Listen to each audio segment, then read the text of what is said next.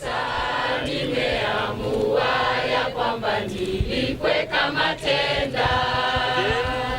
Sasa nimeamua ya kwamba nilipwe kama tenda.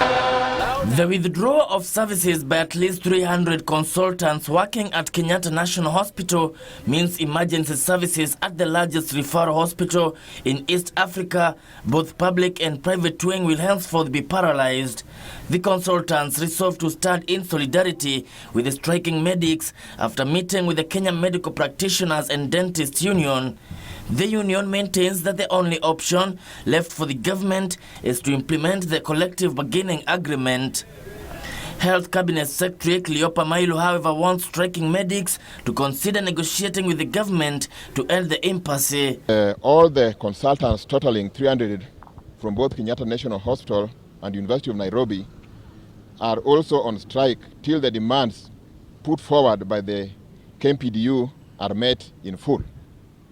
That we, the consultants, hereby withdraw all services, including emergency services rendered at Kenyatta National Hospital, both at public and private wings, inpatient and outpatient, with immediate effect.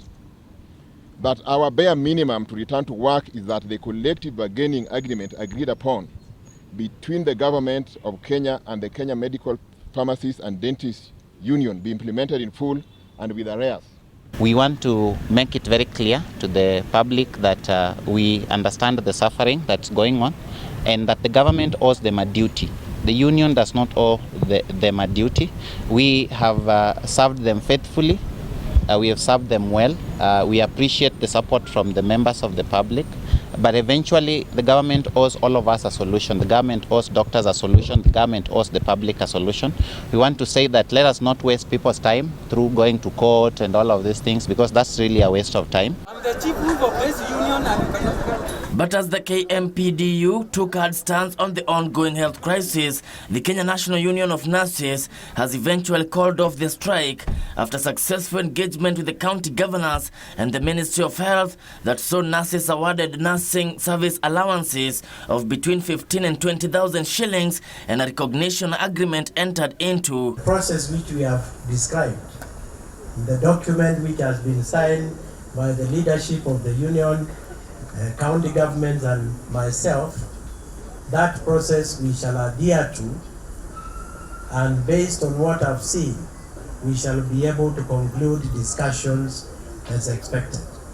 The county government will sign the recognition agreement with the Kenya National Union of Nurses, and simultaneously the Kenya National Union of Nurses will call off the strike as directed by the court, and then thereafter the collective bargaining agreement process of negotiating the collective bargaining agreement will follow, and there is an agreement signed by both parties that were negotiating that contains these decisions that will be released to you.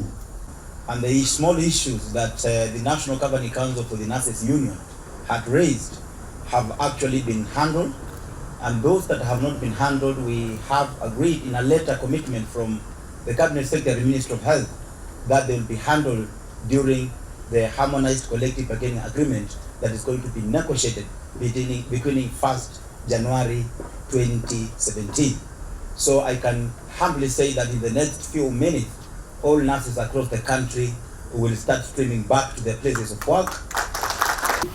According to the recognition agreement, the government will increase earnings of nurses as follows. Job Group G to Job Group L will get an increase of 20,000 shillings, while Job Group M and above will get an increase of 15,000 shillings. The monthly increase will be paid in two tranches, with the first tranche of 60% payable effective 1st January 2017 and the second tranche of 40% effective 1st July 2017. This comes as Kenya Veterinary Association threatens to withdraw their services if the government fails to implement the salary increment for medics. We urge the government to address the veterinary doctors and veterinary professionals' demands as above, as a matter of urgency, failure to which we will have no option than to withdraw our services in solidarity with our health professionals. Kevin Washira, Channel One News.